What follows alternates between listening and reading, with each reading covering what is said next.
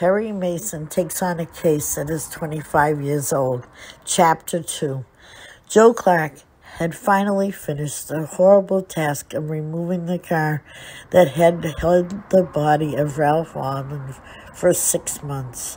For the first time in his career, he nearly lost his lunch as he had watched the doctor do his job. He had been very methodical at his task, and every single item that was in the car would be saved and the best they could.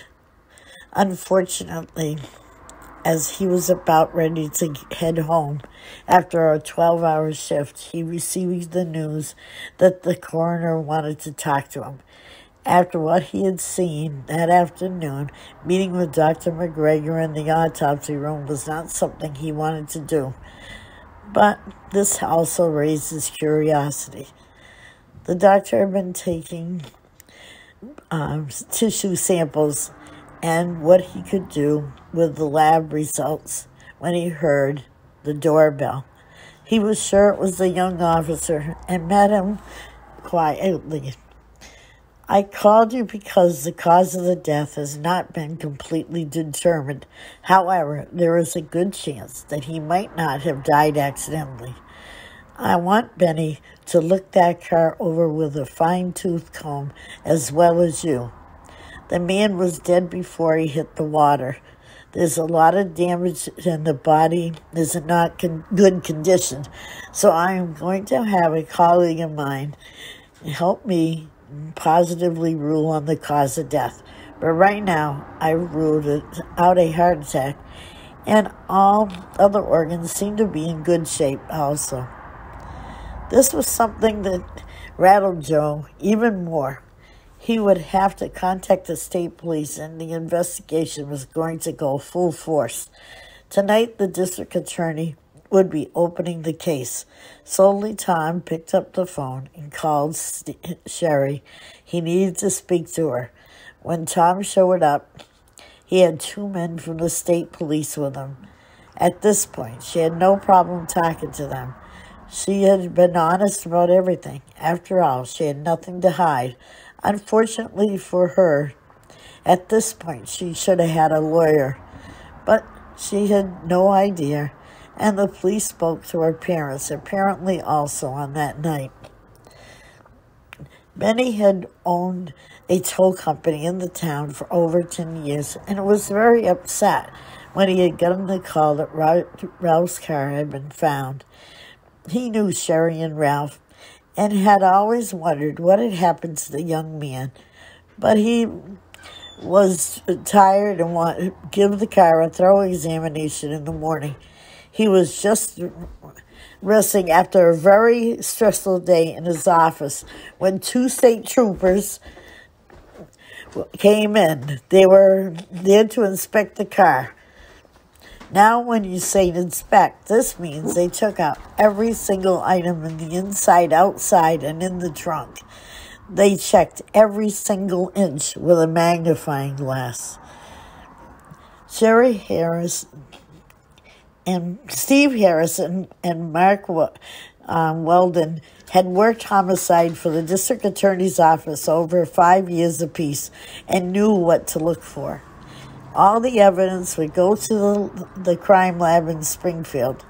Each and every piece would have to be salvaged, placed in an envelope, and marked with the location where it was found and stamped with the date. The whole process took 3 days, and in the meantime, the doctor had been very busy also. Dr. McGregor and his friend Dr. Baldwin were able to find the cause of death. Ralph had been hit in the back of the head with a blunt object. Now, it was very important that everything in the car be examined. It was something that had come loose when he was driving, but the results were inconclusive. Steve and Mike were busy also. They spoke to neighbors, co-workers. They spoke to his boss. They spoke to Sherry's friends, neighbors, everyone who had claimed to be here had seen nothing happen. They were all the idea that Ralph and Sherry had been happy. The lab test came back with all the information on the items that had been found in the car. The couple's old apartment had been searched as well with a fine-tooth comb. Fortunately, the apartment had been unoccupied since Sherry had moved out, as the building had been condemned.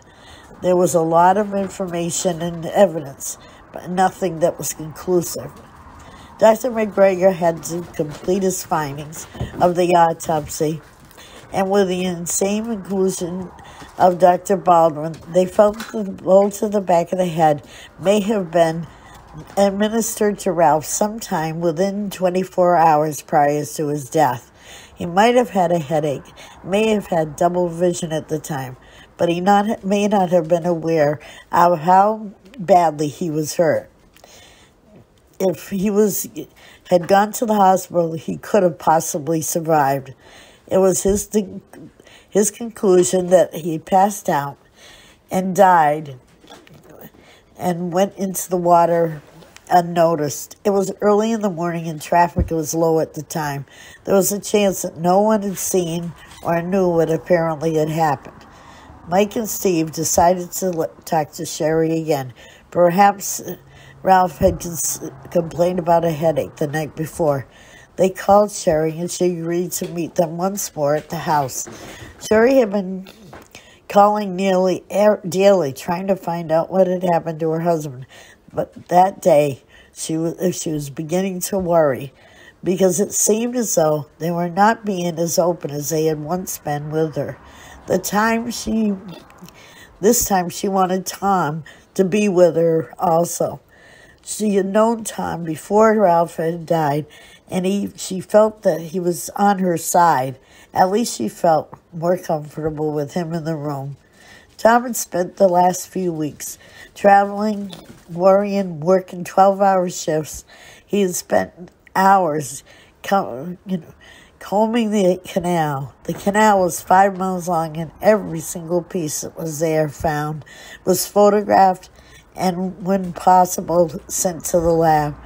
He had walked the trip that Ralph had driven that fateful day, time and time again, and come up with not much.